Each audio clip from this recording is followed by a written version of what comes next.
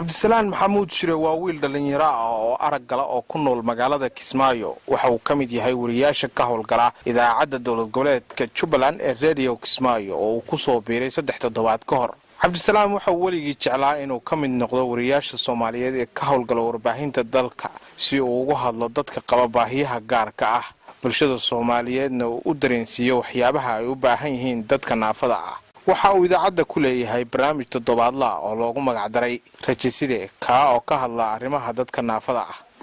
walaal magacaaga iyo goobta aad inaga soo magacana ugu celi saacid barnaamijka ma la socotay barnaamijkiisu waxa uu xoog saaraa sidii dadka naafada ay wax u baran lahaayeen sida dadka caadiga ah ku dhiirigelinta inay shaqeeyaan oo dadka baahiyaha gaarka ah qaba ay cid kale wax ka sugin iyo in bulshada Soomaaliyeed ay tixgeliso dadka naafada. cabdisalaan ayaa iiga waramay waxa ku dhaliyay inuu barnaamijkan sameeyo. qofka taadu aqoonyahan yahay qofka mu arkan inuu wax qabsan karo dadkaas ayagan in aan u noqdo ayaga afkooda aan ku hadlo ayaga aan soo saaro banaanka soo dhiga rajo. cabdisalaan maxamuud shire waxa uu waxbarashadiisa dugsiga hoose iyo dhexe uu ku qaatay xiriyaha qaxootiga Dadaab ee dalka Kenya halka waxbarashadiisa dugsiga sare uu ku qaatay gudaha dalka Kenya. wiilkan dhalinyarada ah waxa sida dadka caadiga ah u isticmaalaa baraha bulshada sida WhatsApp, Facebook, YouTube mana ahan midaasi wax ku adag.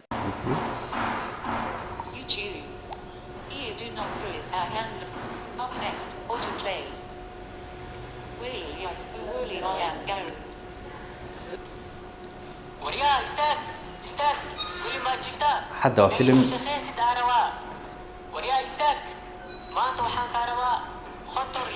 حتى حلص على فيلم لكن تصال وحنفع أنا مقاطع كسوين أو كلا وحيابا أو كلا ماشي أنا أصلاً تعاون يا وحي مركز كده أيضا يستجيش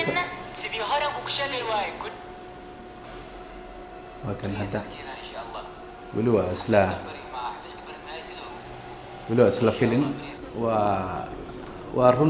وارن عجيب أو كوير جيجنا الصومالية إن أي استعمالان ذاتك نافذة ألدان عصرية هذا لكن وحن أملينا قفل بق اسكت وحن إن استعمال كره هذا تصالح أنا أقول وحايف ذي إن استعماله طبعا وحن قف وحبرتي إن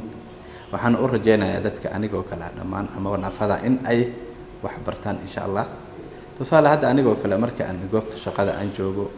أما حافظ أنجوجو أما مجال أكل أنجوجو سحبتي ضرنتي وجرت قار إلى يابا أوضح عبدالسلام محقريسا محسمينسا ما أنا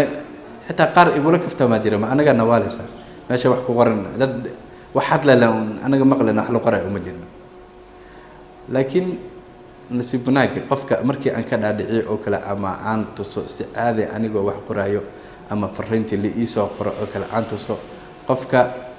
ويوهم بلينا يا ويمهد علينا يا meelo badan oo kamid ah dalkeena Soomaaliya waa ay adag tahay in dadka qaba baahiyaha gaarka ah ay ka helaan waxbarasho noocan ah maadaama dalku uu galay burbur muddo dheer qaatay taas oo ay adag tahay in dadka qaba baahiyaha gaarka ay helaan goobo rasmi ah oo ay wax ku bartaan. Axmed Cabdi Maxamed Axmed Toronto warbaahinta Jubbaland Kismaayo.